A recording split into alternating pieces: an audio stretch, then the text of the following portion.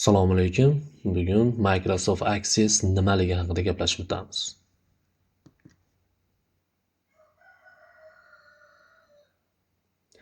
Microsoft Access demak ma'lumotlar bazasi bilan ishlovchi dastur. Shuning uchun avval ma'lumotlar bazasi nimaligiga to'xtalib o'tsak, demak ma'lumotlar bazasi bu ma'lumotlarni tartibli saqlash, boshqarish va izchil izlash uchun mo'ljallangan tizim. Ma'lumotlar bazasi turli mezonlarga ko'ra bir nechta turlarga bo'linishi mumkin. Demak, tuzilishiga ko'ra ma'lumotlar bazasi turlariga to'xtaladigan bo'lsak, birinchisi demak iyerarxik ma'lumotlar bazasi. Demak, bu ko'rib turganimizdek daraxt ko'rinishida bo'ladi. Har bir element faqat bitta ota elementga ega bo'ladi. Misol qilib shu papkalar tizimini misol qilib keltirishimiz mumkin. Afzalligi tez ishlaydi, kamchiligi moslashuvchan emas. Keyingi turi demak tarmoqli ma'lumotlar bazasi. Bunda elementlar bir necha bog'lanishlarga ega bo'lishi mumkin. Ko'pdan ko'p aloqalarni qo'llab-quvvatlaydi. Demak, afzalligi murakkab bog'lanishlarni qo'llaydi, kamchiligi boshqarish qiyin. Keyingi turi, ya'ni eng ko'p tarqalgani bu relation ma'lumotlar bazasi. Demak, ma'lumotlar ko'rib turganimizdek jadval ko'rinishida saqlanadi. Ular demak ustun va qatorlardan iborat bo'ladi. Misol qilib demak MySQL, PostgreSQL larni misol qilib keltirishimiz mumkin. Afzalligi oson, tushunarli hamda kuchli ma'lumotlar bazasi turiga kiradi. Kamchiligi juda katta ma'lumotlarda sekin ishlashi mumkin. Navbatdagi turi demak NoSQL ma'lumotlar bazasi. Jadvalga bog'liq emas.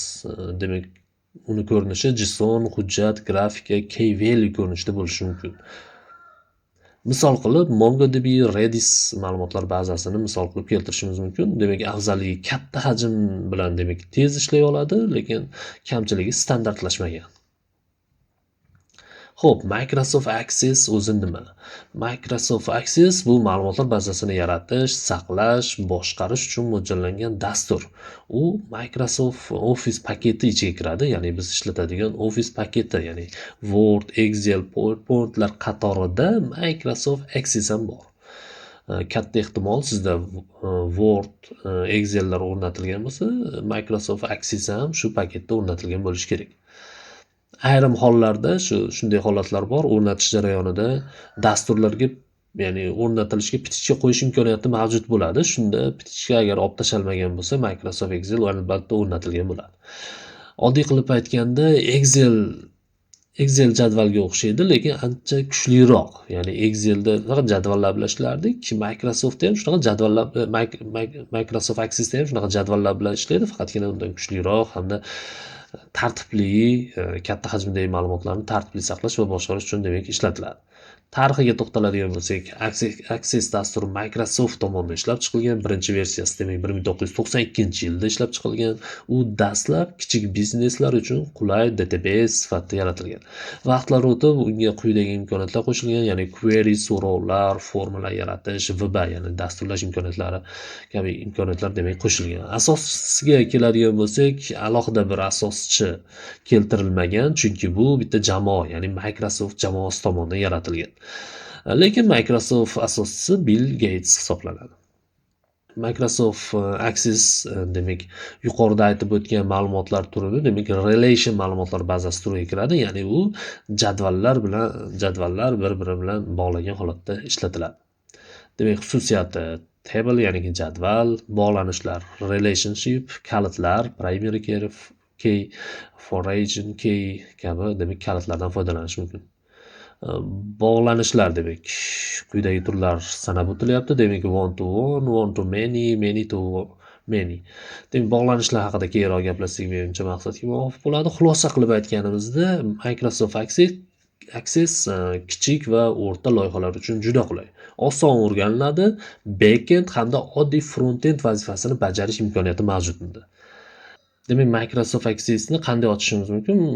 Demak, Microsoft Accessni yarligi demak рабочий stolda bo'lishi mumkin. Mana yarlik ikonkasi shunaqa ko'rinishda. Shuni demak 2 marta bosish, sichqonchaning chap tugmasini 2 marta bosish orqali ochishimiz mumkin. Yoki bu рабочий stolda yarligi bo'lmasa, demak buni pust menyusidan все programma qilib topib ochishimiz mumkin. Masalan, bu yerda turibdi. Рабочий stolga ham tashlab qo'yishimiz mumkin. Demak, sichqonchani chap tugmasini bosib belgilab, demak рабочий stolga otib qo'yadigan bo'lsak, doim yarligi shu yerda turadi. Hozir bizda bor, o'sha shartimiz. Masalan, menimcha shu usulda o'zi yetadi yoki qaysidir papkada to'g'ridan-to'g'ri ochmoqchi bo'lsangiz, masalan, qaysidir papka bor edi. Bu papkani ichidasiz qanaqadir shu yerda demak, masalan, sichqonchani o'ng tomonini bosasizda, sajda bo'limiga o'tasiz. Bu yerdan mana Microsoft Access Database deb turibdi. Shuni bitta bosish orqali to'g'ridan-to'g'ri faylni ham yaratib ochib olishingiz mumkin. Qaysi bir qulay bo'lsa, shunday ochishingiz mumkin. Keling, men рабочий stoldagi yarlikdan foydalanaman hozir. Shunchaki 2 marta sichqonchani chap tugmasini bosaman. Mana demak menga Microsoft Access dasturi ochildi. Hop.